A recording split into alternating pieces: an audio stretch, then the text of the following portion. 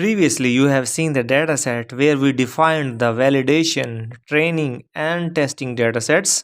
Now you will define the data loaders to feed the data from the dataset into the network. So to fulfill this requirement to feed the data from the dataset into the deep learning network, you will define now the data loaders for each dataset we have defined previously. So as you know, there are two main conventions of interacting with data, that is dataset and data loaders.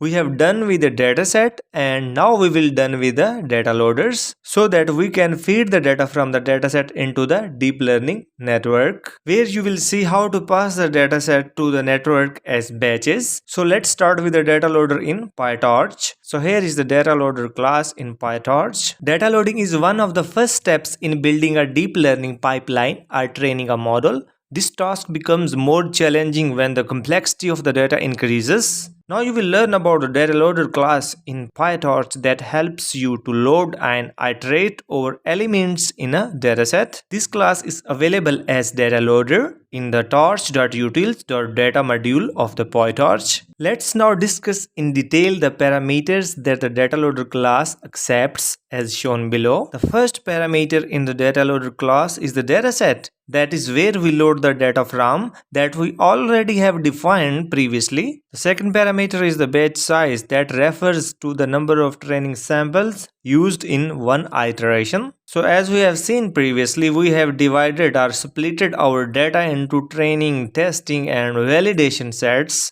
and we may have different batch sizes for each. The third parameter is shuffle, that is used for shuffling the data. Shuffle is another argument passed to the data loader class. This argument takes in a boolean value true or false. If shuffle is set to true, then all the samples are shuffled and loaded in batches. Otherwise, they are sent one by one without any shuffling. The fourth parameter is number of workers that permits multiprocessing. As deep learning involves training models with a lot of data, running only single process ends up taking a lot of time. In Pytorch, you can increase the number of processes running simultaneously by allowing multiprocessing with argument number of workers. This also depends on the batch size, but I wouldn't set number of workers to the same number because each worker loads a single batch and returns it only once it is ready. For example, number of workers is equal to 0 means that it's the main process that does the data loading when needed. And for example, if we set the number of workers is equal to 1 means you only have a single worker, so it might be slow. The fifth parameter is collate fn, that is used for merging the datasets. So the collate fn argument is used if we want to merge datasets. This argument is optional and mostly used when batches are loaded from map style datasets. The last parameter of the data loader is pin memory, that is used for loading data on CUDA tensors.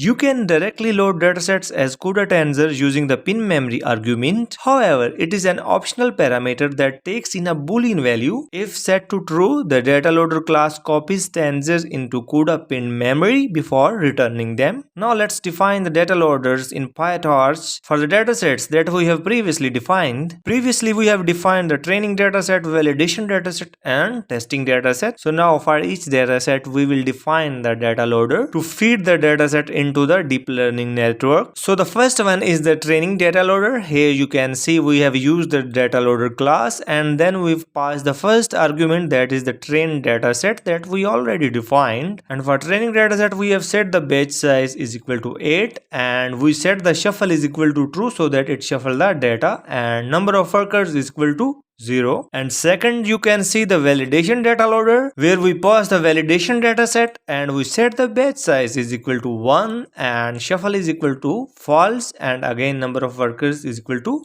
0. And the third, we define the test data loader and we pass the test dataset to this data loader and we set the batch size is equal to 1 and again we set the shuffle is equal to false and number of workers is equal to 0. However, you can change the parameters according to your requirements and according to your dataset, because we do not need to merge the dataset, it's a single dataset, but in your case if you need you can use also. So that's all about the data loading. So first of all, we define the datasets and then we define the data loaders where we use those datasets so that we can feed the data into the network. See you in the next lecture.